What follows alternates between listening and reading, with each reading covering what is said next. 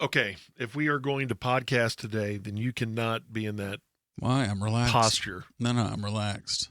Laying back in the chair like this means that I'm just totally focused in on your voice. You're not. You're going to fall and the asleep. beauty of your voice and how arousing it is. I do think I'm going to fall asleep. Sit up straight and let's do a podcast. I think I have sleep apnea. I think I need one of those fighter pilot masks that forces air into your lungs. Maybe you do, but it's time because for podcast. Because you're so fat, straight. You can't even breathe, so you have to have a fighter pilot's mask to force air into make you breathe. Okay, let's start. Let's do it. The Musers, the podcast. Episode 12, Music Does Matter. Here we go with our third edition of Things We Love, and I am going last. I should say who I am. I'm George. I'm Gordon. I'm Craig. Yeah, there we go. The Musers, the podcast. George Dunham, Craig Miller, Gordon Keith, the whole crew. You guys have talked about your passions, what you love, and I'm afraid that I'm just going to bore you to tears here for the next 50 minutes or so. Okay. Because I just... I came prepared. I brought a video game. All right, you play video games. I put it into 3 different categories. And category number 1, the first thing that I was really passionate about, and I still am, is boats. Really? I loved boats from a really young age. We got our boat, our family boat, a 17-foot Timcraft made in Gatesville, Texas, with a Johnson 80 horsepower on the back of it when I was 6 months old. Old Blue? Old Blue. And we still have that boat to this very day. It's not seaworthy, but you still have it. It would last for a while. It has a slow leak, and I don't think the engine's turning over right now. Oh, no. Well, but you I'm let it working set up. You can't let it set up so long with fuel in the lines. I know. But the backstory of Old Blue is why I still have it. Because to me, it represented family time. Because from a very young age, that's just where we gathered. We gathered on the boat. And when we lived in San Antonio, and I was 6 months old when we got Old Blue, we would take it out on Canyon Lake and some other area lakes around San Antonio. And that's what my family would do on the weekends.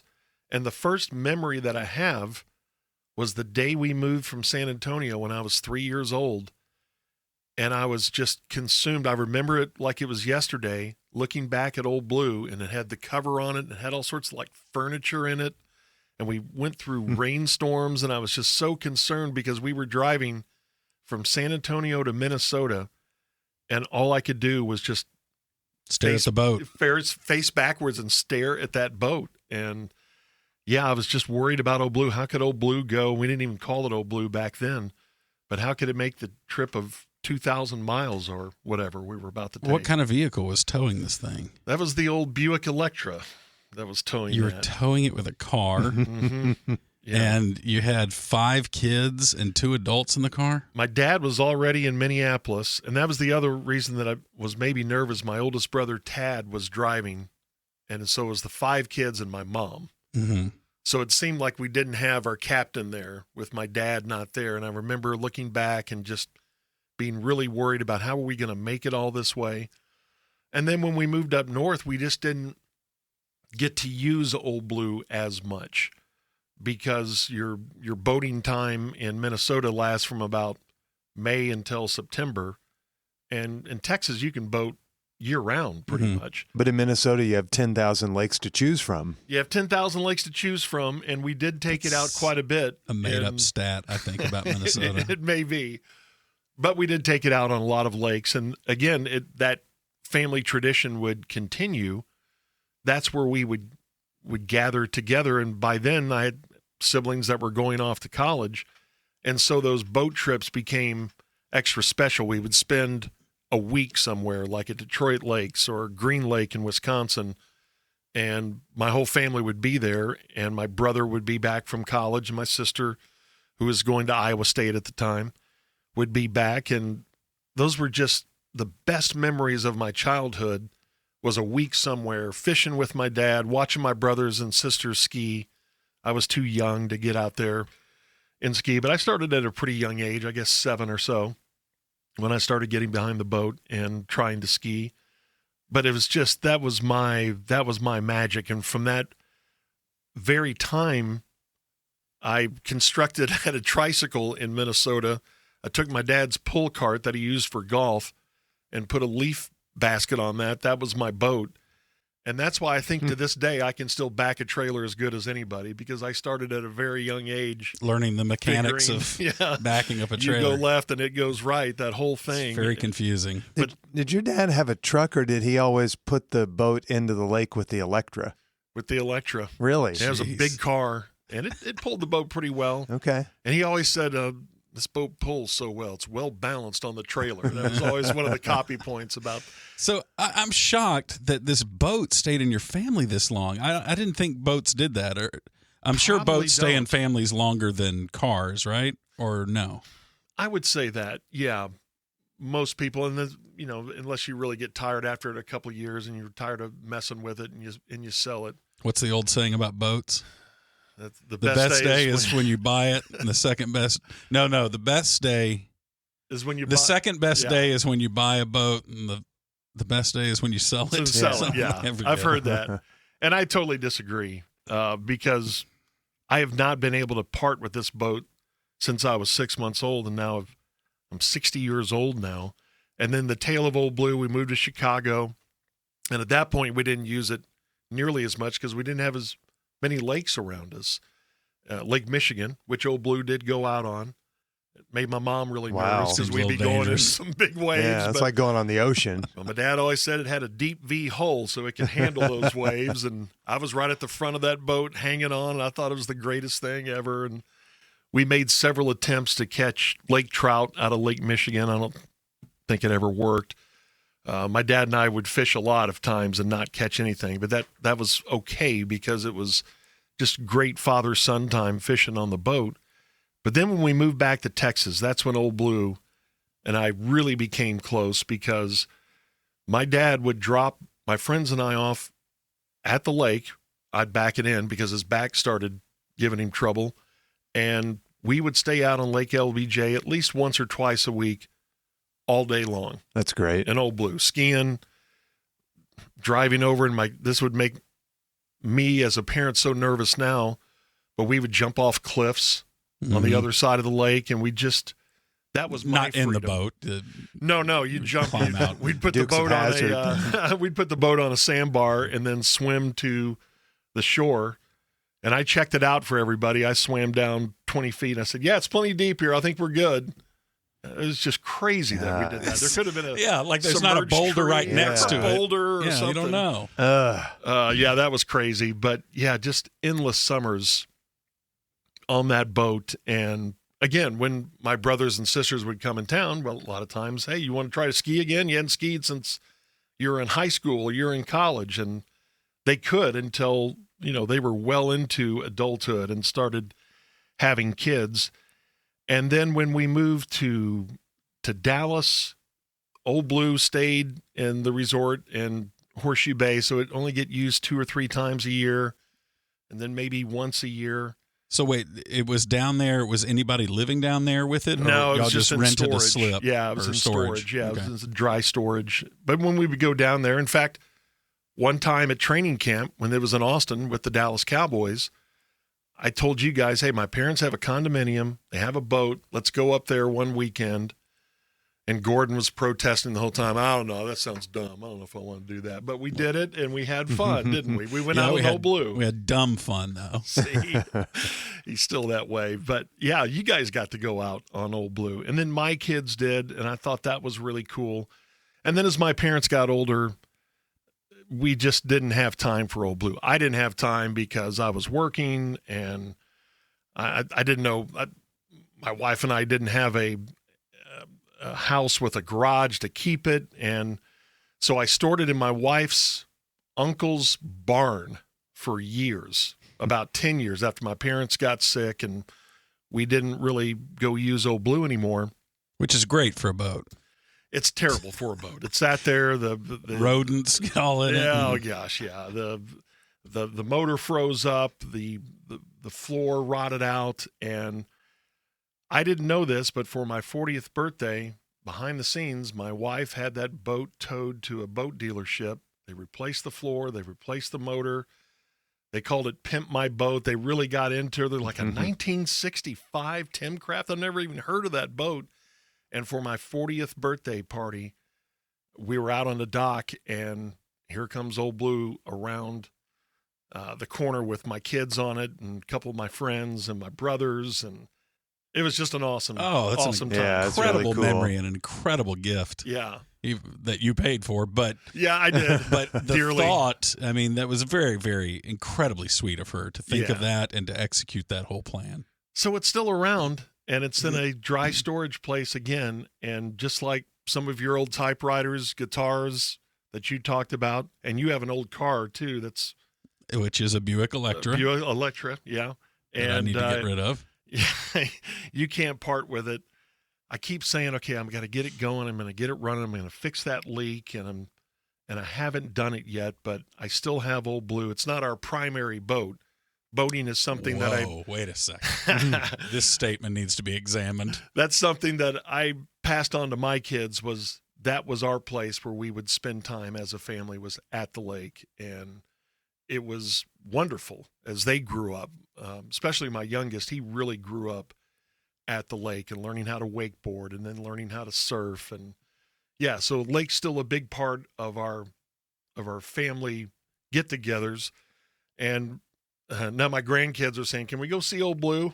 And I say, yeah, here it is. Yeah. Well, how come it's not in the water? Well, it's rotting once again, but it's the thought. And then people in my own family just say, why don't you just retire it? Why don't you put it somewhere? And well, I have put it somewhere, and I will get it going one more time. You should never get rid of it. Back to my episode of Things We Love, talking about the bicycle, I restored my very first racing bike, and it's in perfect condition now. And it's in my study on display, and I look at it every day, and it brings me joy to look at it every day. Yeah. I haven't ridden it. I probably will at some point go out and ride it, and I'll be appalled at how ancient it is and how it probably doesn't function like today's bikes. But those items, and in this case a boat, they have such a special place in your life. You should never get rid of that. No. And, not just the gatherings, but here we were. I was 8 years old living in Chicago, and the boat's in the garage. And I think, okay, if I got a couple of my friends, we could wheel that thing out and then just put, some boards under the wheels. And The object of so many boyhood fantasies about getting that thing going again and Huck finning it absolutely, somewhere. Yeah. And we would take it out in the driveway, and I would wash it. And then my dad would get home, and I'd say, hey, look, the boat's clean for the summertime. Let's go. And he's, boy, it really looks good. You use polish on that? And I went and got fiberglass polish. And I used to stare at that boat and just think of everything, where we've been on it, where we might go. I always thought it'd be cool to take it on the intercoastal waterway from like Florida up to the Carolinas. Mm-hmm.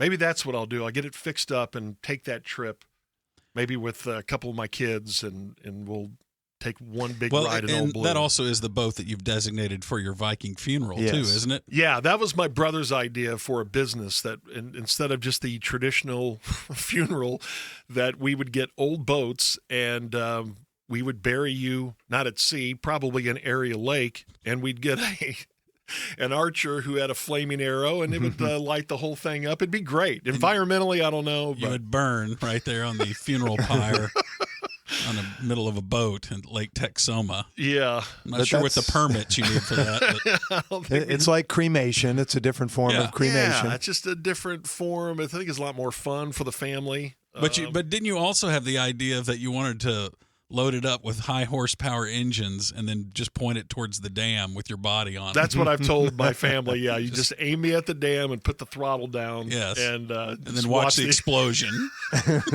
put some extra gas cans in there and just put on a heck of a show. I've always thought that if I was given 2 weeks to live and I didn't want to deal with, a lot of pain at the end of my life, that I would just want to get on my bicycle, go to the steepest mountain I could find, and just point it downhill and just go. And when the first switchback comes, don't steer, just go straight off the edge.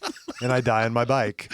Okay, let's go ahead and make the pact. I'll hit the dam, and Yeah. you miss the switchback on your way down, going 60 miles an hour. And Gordo can drown himself in Lee Harvey Oswald's bathtub. What? I didn't listen to the episodes. I don't know what you're talking about. So that is a passion, and one that's, I don't know, kind of strange, I guess, that I've still held on to that thing for so long. And so many people, is this the year you're going to finally get rid of Old Blue and maybe take it to a boat? They have boat museums? I don't know. Boat graveyards? Boat Do they have graveyard? those? Yeah, they probably do, also known as junkyards. So is Tim Kraft in any way related to Chris Kraft? Like, are they brothers or something? No, I don't think so. It was made. Here's the unstable thing. It was made in Gatesville, Texas, but it was assembled, I believe, in San Antonio at a furniture store. Really? Yeah, Tim Kraft, they didn't only lasted like 5 years or so. And I wonder, that's the other thing, why Is it I don't worth get money? rid of it. It might be. It may be the only floating Tim Kraft left. Wow. They didn't make just a whole lot of them. And I've looked for them online and can't find them anywhere. TEM Kraft, if you ever want to look up what a Tim Kraft looks like. TEM. Okay. Yeah, TEM. It's like Timu. Yeah. Timu Kraft. Kind of like that. So that's a passion that I still have. Still love going to the lake. Still love spending time on the boat. And there's something about looking back at the wake. Like if I'm not driving, I'm looking at the wake. To me, that is really peaceful. Taking on either smooth water or taking on some chop in a boat. That's where I just feel at home. 3 years old again on the rail of Old Blue up front in the bow riding. And that just takes me back to that. And I still feel just at home on a boat, not in the ocean. On a lake. Yeah, you don't like the ocean. No, it can not be really. very rhythmic and hypnotic and Yeah. relaxing because you're on water. And Well, Yeah. and I have it's similar to yours, Georgia. I totally understand the getting that because my grandparents grew up on a lake. They lived on a lake. Mm-hmm. And we spent so much time with my grandparents. A lot of people have grandparents live across the country. Yeah, I've met them twice kind of thing. Right. But my childhood was spent with my grandparents a lot. That's awesome. Every summer, every Christmas, every Thanksgiving, every 4th of July, and they lived on a lake. Now, the boat that I got to ride around in was a John boat that had a 6 horsepower Johnson on the back of it. Yeah. But it was the first vehicle that I was allowed to take out on my own. This is one that yeah. you have to sit back by the engine and you have the little, the Little tilt, handle the and- little handle there yeah. that you twist the throttle on Sure. and all that. But I got to ride around that lake, which was a 200-acre lake or something, which I thought that's what lakes yeah. were. Yeah. Then I moved here and then text someone, wait a second, this is not the ocean. This is a lake. I can't see the other side. But yeah, that I totally identified in hearing you describe being out on the lake brings back so many memories for me. Sound of that outboard engine starting up. Oh, and yes. And that that was a smell was really 2-stroke good, too. too. My granddad's was a 2-stroke, so he had the oil mixture in the gas, Oh, yeah. which is the best smell ever. That is the best smell ever. I love hearing you guys and the stories of your grandparents and all the time you got to spend with your grandparents. 3 of my 4 grandparents died before I was born, so I never had those memories to make. So I appreciate your Yeah. stories. Well, my other passion, I'm sorry for your losses before you were born. I appreciate that. I'm not sorry for them. 'cause I had don't nothing to appreciate do I'm with that. sorry it. you didn't get to spend more time with your grandparents because grandparents are awesome. I'm sorry your 3 grandparents that died didn't have a boat. That's the only part I'm sorry for. You didn't say that. They may have. No, they didn't. Okay. Not a one of them. Okay.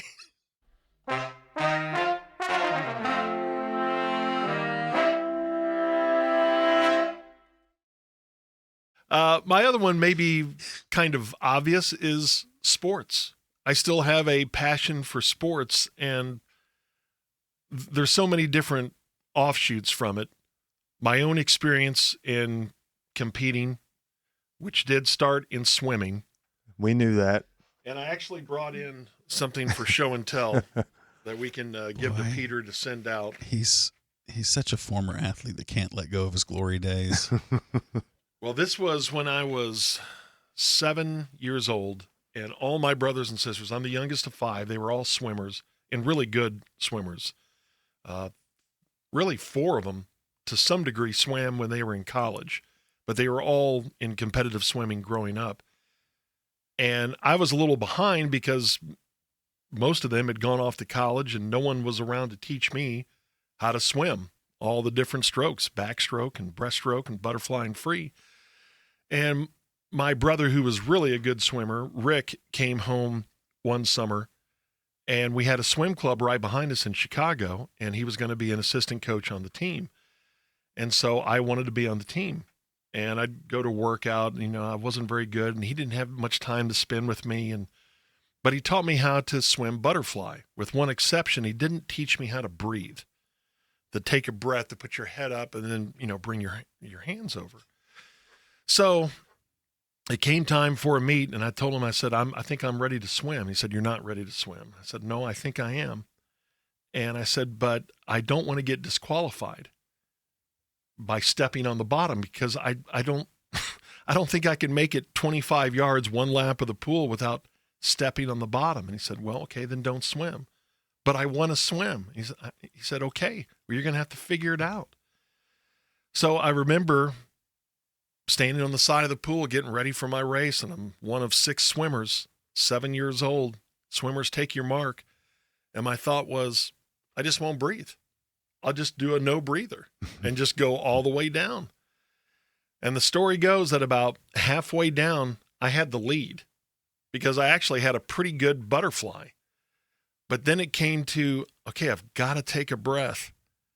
And I took the most ridiculous porpoise coming up for a desperation breath. Didn't touch the bottom. You look like Shamu coming up out of the pool at SeaWorld. It did. And it apparently, according to my brother, it just took forever for me to get my breath, go back in, and then I'm kind of defeated, and I got tangled up in the lane. Flailing. But I finished, and I did not touch the bottom. And my brother grabs me out of the water. "Yeah, we did it. You did it. You did it." And he said, "We'll work on the breathing thing, and this is so great. I'm so proud of you," and all this stuff. And so I thought, it was the best, even though I got last place. But the head coach of that team, that night, I was waiting for my brother, and the head coach of that team said, "Hey, come here for a second." And he said, "That was really brave what you did tonight, and this is what goes to winners." And it looks purple now. It's a blue first place ribbon, no tag on the back to say what it was. Wow, that used to be blue? It was, yeah. That's how old it is. Wow.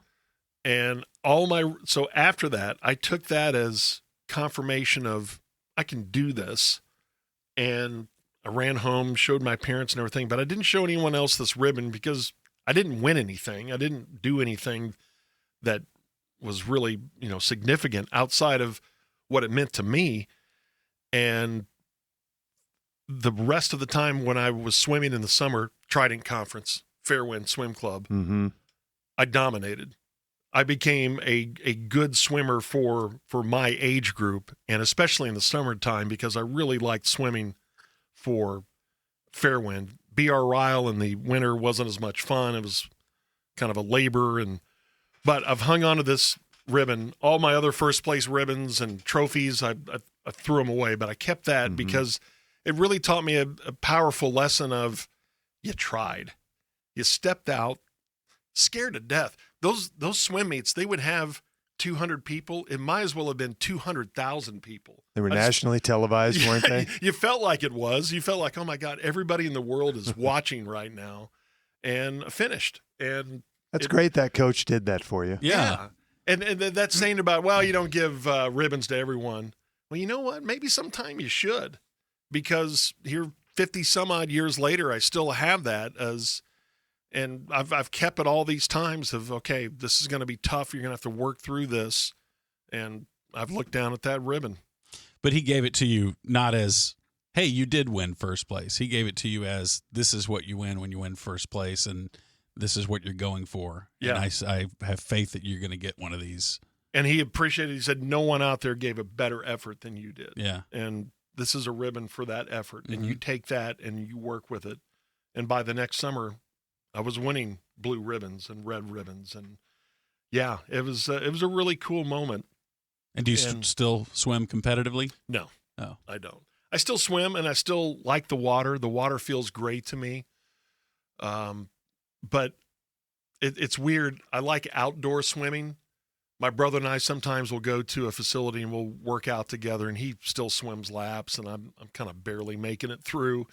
That's not fun to me, but swimming outside in an outside pool, because it reminds me of fair wind, and I always had better times in the summer than I did in the winter. The winter just seemed like drudgery, 2-hour workouts. I wouldn't get home till 9 or 9:30. Tack on violin practice along with that, and it seemed just like it wasn't fun, but that was fun. It takes a special discipline to be a swimmer, because you're doing laps in a pool and all you were looking at is that black line on the bottom of the pool over and over and over and over. You're not looking at anything else, so you're captive with your mind. It's the only thing you have, and it's tough. And to my brothers and sisters, that's still a great feeling for them. That's where my sister talks about it all the time. She swims somewhat competitively. Her husband does. In fact, is one of the best master swimmers in the country now. But she works out 3, 4, 5 times a week, and she loves that. It's still really cathartic to her. And I can understand that, but it hurts me. To go any sort of distance. But maybe I'll stretch out that distance. But it gave me that entry to sports, competing. And then I discovered football and the Cowboys, and trying to play other sports like football. I was so bad, but I wanted to play it because I love the game so much. I wanted to be the next Roger Staubach, or I wanted to be, the next Randy White. And I was just a horrible football player. But then I discovered golf. My dad played golf. None of the other kids did, but I did, and loved that. And therefore, a stretch, I'd say from junior high till my senior year in high school, I was all about golf. I just was convinced that was my way in the world. I was going to play golf, and I was going to go on the PGA Tour. And a few episodes back, I talked about my golf career in college that lasted 3 days. Walked on at North Texas, then was told to walk off. I guess that's when the dream officially died, that I wasn't going to be on the PGA Tour. But then watching my kids in sports, and from Little League baseball to high school football, just the competition of it is, and probably an overused word now, the process of it was really cool to me. And this job that we've had, being in sports radio for all these years, has been a way for me to be around sports. And when I was doing play-by-play at North Texas and getting to be around those teams, that was really cool to me, to see them put in all that work, sometimes not be paid for it with wins or conference championships or something like that, but just being around a team as they go through a season it was fascinating. And I just had such a great appreciation for the work that goes into it from coaches and trainers and the players. And being around a team was really, really something special. From our standpoint of being reporters, journalists, if you will, talk show hosts at our radio gig, like you, I grew up passionate about sports, and it's all I thought about.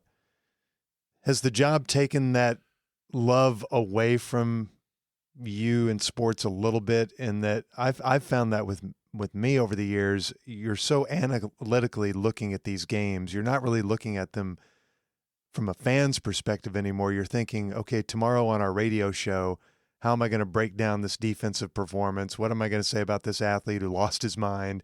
All of that. And that's taken away a little bit of the passion for me that I had when I was younger about sports. It has. It's maybe a little more cynical, and but with the ability to watch my own kids compete, and then not really worrying about analyzing the game. I just want them to win. Or ripping their coach.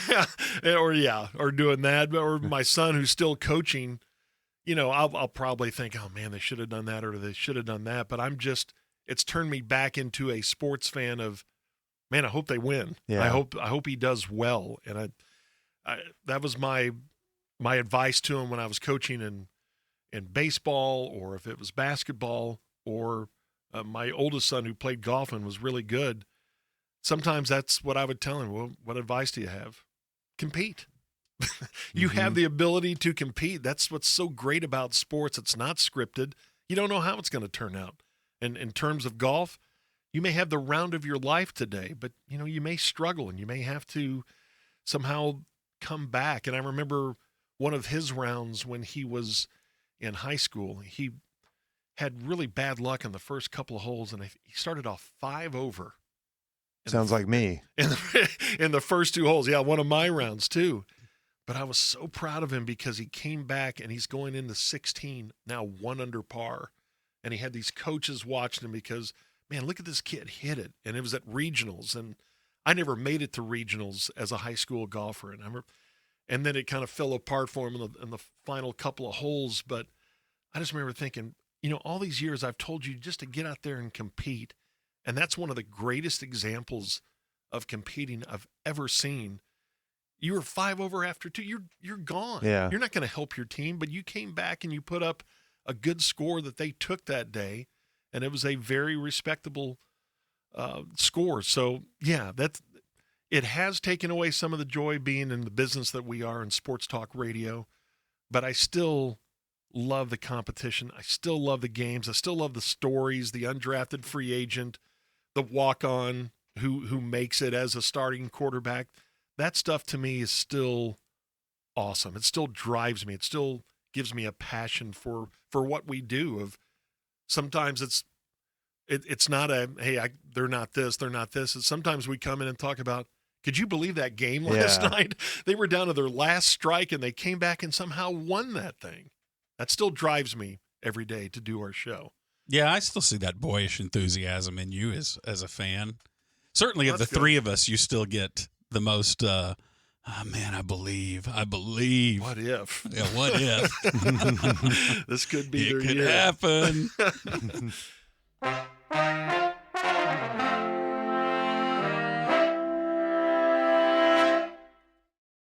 Okay, so the other one, I broke it down into 3 categories: boats, sports, and then music. And I mentioned about my first memory moving to Minneapolis at the age of 3. And my next memory may have been when my brother came home to see us in Minneapolis, my oldest brother. And I've got a picture of that moment. And we were sitting on our piano bench in Minneapolis. And here comes my brother home for Christmas, and he's got his guitar.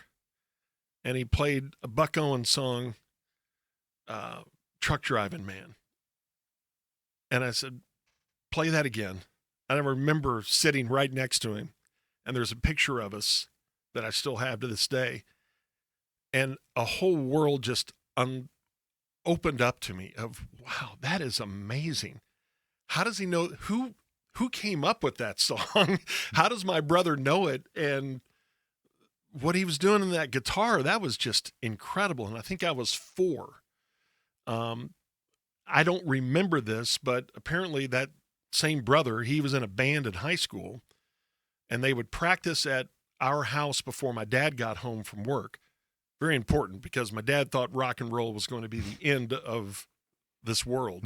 World War II vet who didn't get it, didn't get Elvis, didn't get the Beatles, but they would practice. My mom would let them practice at our house, and this is the age difference. My brother is about to graduate high school, and I'm 2 years old, shy of 2 years old, still in diapers, and apparently hanging onto that same piano bench and dancing to every song that they played. Beach Boys, Beatles, and I don't remember it, but my siblings do, and they say, oh yeah, for the entire practice, you would spend it dancing, listening to your brother's music. And I guess that's where it started for me, but we'll talk about getting back into music. And when I was in high school, I thought about, taking some guitar and learning how to play guitar, and had some friends who played guitar. And so we got this makeshift band together, and where do all bands start in high school? The talent show, right?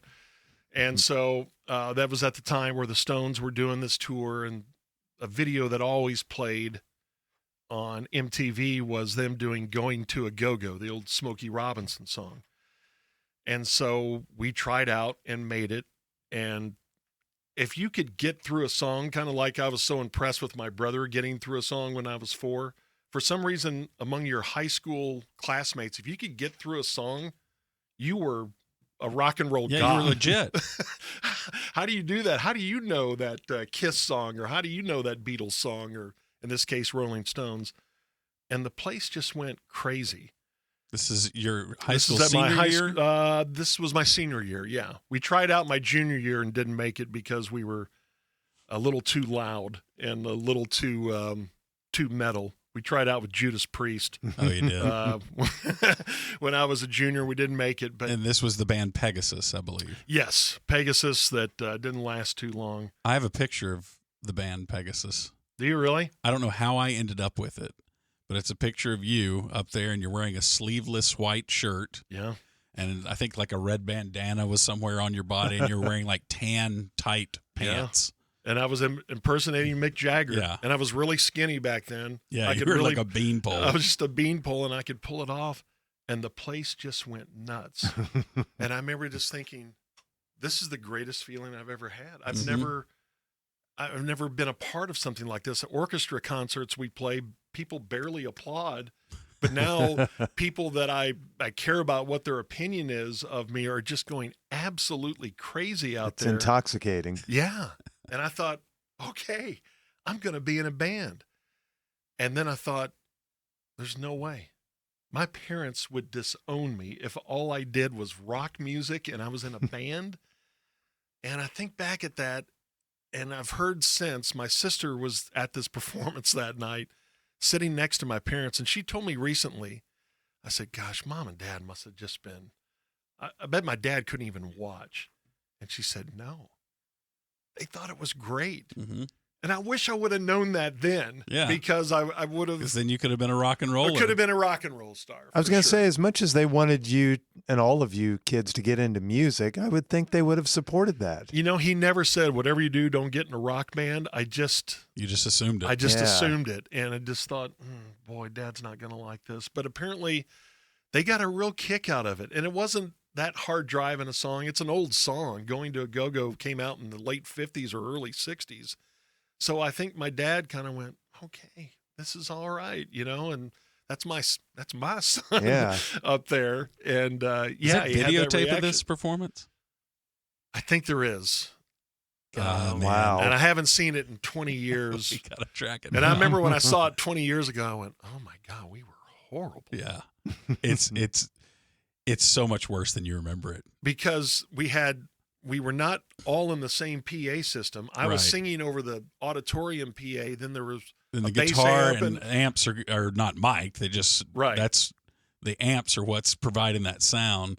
And then usually drummers that had no mics on them, No. so it was just the drum sound. no mics. I could barely hear it was so Worst loud. mix ever. And I remember right before we went out, the guys who were playing guitar were going, hey, I'm turning up. And I was like, well, wait. We got to have some sort of balance here. And then it was just on. But that was, you know, we played a couple of things after that. And then there was, when my freshman year in college, we got back together and practiced because my friend who was at SMU said, hey, come play a fraternity party.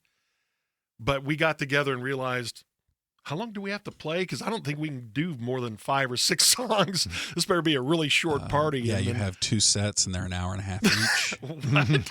Play the same song over and over. Right.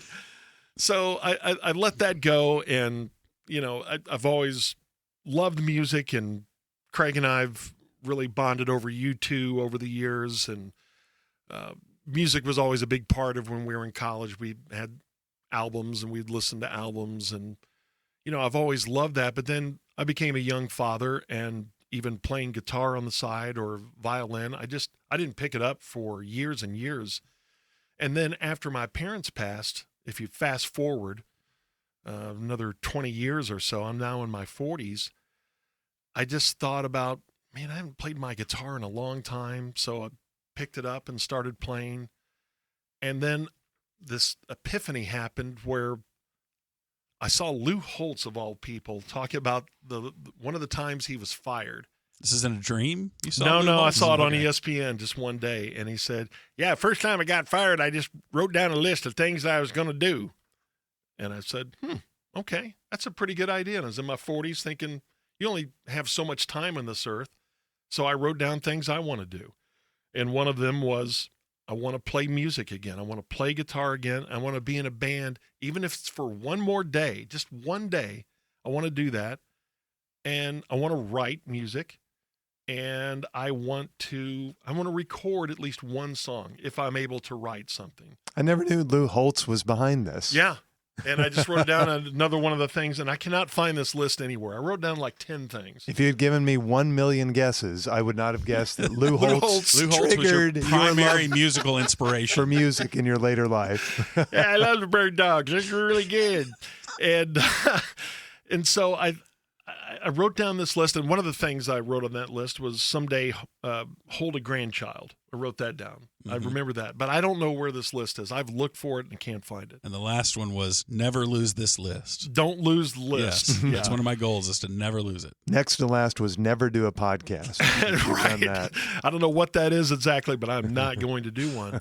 So about the same time, same brother who played guitar in front of me when I was 4 years old came down from Kansas because I'd started listening to Texas music, and I knew that he had too.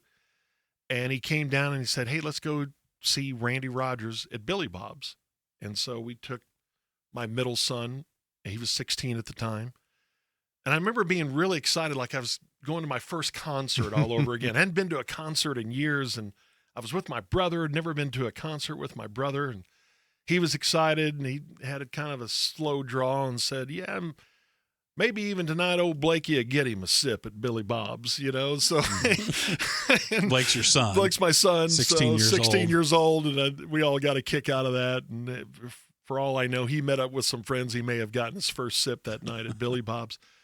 But we saw Randy Rogers, and all that time that I spent as a kid listening to my brothers and sisters' albums, being on the stage at R.L. Turner at the talent show, being on a piano bench with my brother at 4 years old, listening to a Buck Owens song, all those things rolled into one. Playing violin for all those years and seeing the Randy Rogers band and hearing these songs. Some of them I was familiar with, most of them I was not. Hearing Brady Black play fiddle like that, I just had this moment of, "Tad, this is it. This is what you did all those years ago." And he goes, "I know. This is the Texas sound that I remember from the 70s. And he said, "I love this." And I said, "What do you think about writing songs together?" And he goes, "Yeah, I got some ideas." And so I went home, and from that day on, I started writing music, and I started writing songs, and he did too. And he helped me write 8 or 9 songs. And I started the band, the Bird Dogs, and I thought, okay, we're just going to play at least one gig. And we played that first gig in 2008. And here we are going 17 years later and about to put out our 4th records that no one has really heard, but we've produced them. We've written and arranged over 50 songs, and it all started with just that love of music, that passion for music, and what it does to your soul and what it does to your heart. Where was that first gig? It was at the Green Elephant, just right off of Greenville in Dallas. The Green Elephant. And I think we had 8 songs, and I didn't know how we were going to make it, how I was going to make it through 8 songs. And, you know, now we'll go play 14, 15 song sets and not think a thing about it. But 8 songs? How am I going to remember 8 songs? Just like that. When I was 4 years old, how does my brother know 1 song, let alone 8 songs? And you got to remember the words. And somehow we got through it. I was really bad. Not that I'm any good now, but I can get through a song. And yeah, it is because of that passion. And it's been really cool because, as I said in a previous episode, I felt like I was called to do it. I know that sounds kind of corny, but I was called to go back to music, to pick up a fiddle again, to pick up a guitar again, to do something with it, and then do it for good.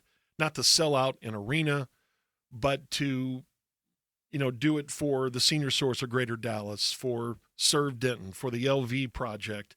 And if you add everything up as a sidebar to all of this, and what turns out to be, I think, the most important thing to all this, we have made a difference with music, and we've raised 1.5 for the Senior Source, and I estimate more than $500,000 for other charities over the last 17 years just doing some of these events that we've done. Yeah, that's great. It's so huge. Jub Jam has turned into such a great event. No, that's your passion project, and it's like the best event of the year. And so this year it came full circle. This year's feature performer, it was Randy Rogers and Brady Black. And being up on that stage, playing some of their songs, Brady played some of our songs with us. I just remember thinking, I never would have believed this back in 2007 in December at Billy Bob's, where Blake got his first sip probably. And I was standing next to my brother just like I was when I was 4, and he would have been 20 coming back from college and playing that old Buck Owens song. It all just went totally full circle for me. That had to be one of those movie moments for you in the movie of your life. Like, that's a highlight when that came full circle and you're up on stage with the guy who inspired you to play to begin with. It was a great night. And that was also the night where I contracted the coronavirus and lost my sense of smell. Sorry about that. I still don't have it. I'm so sorry about that. I sure hope you get it back. Yeah, thanks. So here's another full circle moment. As I mentioned, we're working on our 4th record. It's going to be called See You Soon. I played that song for you a little bit on our radio show a few weeks back. There's another song on it that's called I Can Still Find It. And it's See You Soon was the last really words in person that I heard from my sister, who had pancreatic cancer, after I'd taken a 3-day visit to see her in Iowa. And I went home and wrote a song for her called See You Soon. And the last conversation that I had with my brother was because of music. And I went up, and he was in really bad shape, hadn't talked, he had dementia. And I played some of her old favorite songs for him. And a guy who hadn't talked in weeks sang for an hour and a half. I remember this story. That's amazing. Yeah, that's what great. Music can do. Yeah. And for the rest of his life, he lived 2 more months after that. He never had another day like that. Wow. And even after that singing, it brought out him saying a few things to his wife and to his son and to me. And that was so powerful. It's like, see, this music does matter. So I Can Still Find It. It's about being on Old Blue. It's about being around the people that I love. And it starts with the last voice message that I got from my brother, who would never leave long messages. He'd just say, hey, holla, and I knew it was him. So I knew I had to call him. And I went back in my phone, and I thought, oh, wow, I've still got one more message from Tad. So that's how the song starts. That's awesome. Hey, holla, hey, holla, hey, holla, hey, holla, hey, holla, hey, holla.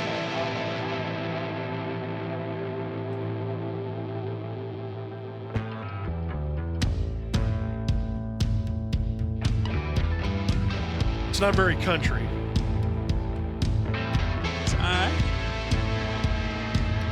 It's kind of U2 crashes into Neil Young somehow.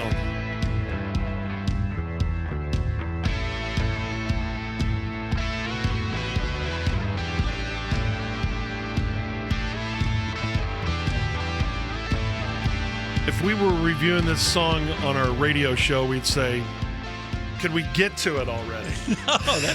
This is very U2. That guitar in particular. Yeah. You're right, though. It's also Neil Young. Yeah.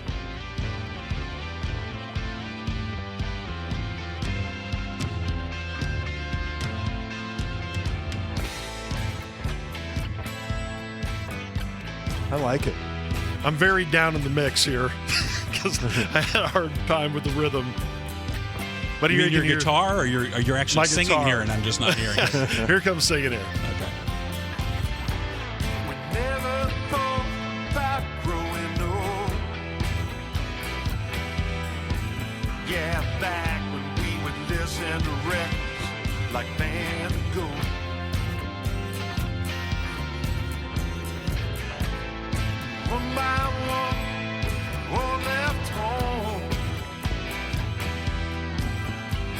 youngest of 5. I was left alone. But don't hurt looking back.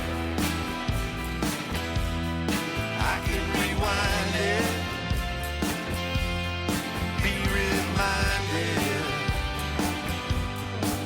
No, don't hurt looking back. It's ultraviolet. I can be blinded. I can still find it. So yeah, looking back for me, I can still find it. I can still, imagine all of those times moving from San Antonio, sitting on that piano bench with my brother. I can still find it. It does hurt, but it's okay. It's okay that it hurts, but I can still look back and find it. All those passions, all those loves, if your radio career hadn't worked out, would you rather it have worked out where you were a boat salesman, an Olympic swimmer, an NFL quarterback, or a music star? I'm going to take boat salesman who had a Neil Young tribute band on the weekends. You could probably find one of those in Louisville right now. Drinks a lot of beers, probably smokes, but he'll make you a good deal on a Glastron. There's no Make doubt. you a great deal. Make you a great deal. Come on down and see him. So those are the 3 things that I'm passionate about still to this day: boats, sports, and music. Was that fun? That was fun. That was Yes. fun. So fun. Well, thank y'all. Thank y'all for putting up with me and, putting up with a few bars of a Bird Dog song from our 4th album, See You Soon. And we'll talk to you soon on another episode of The Musers, the podcast. Man, who doesn't love them some Jub-Jub?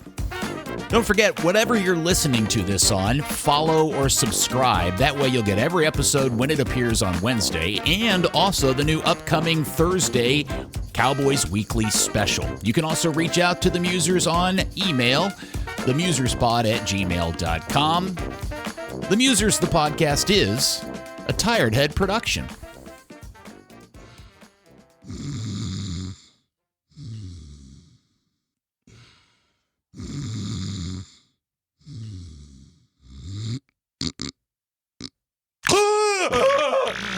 Uh-oh.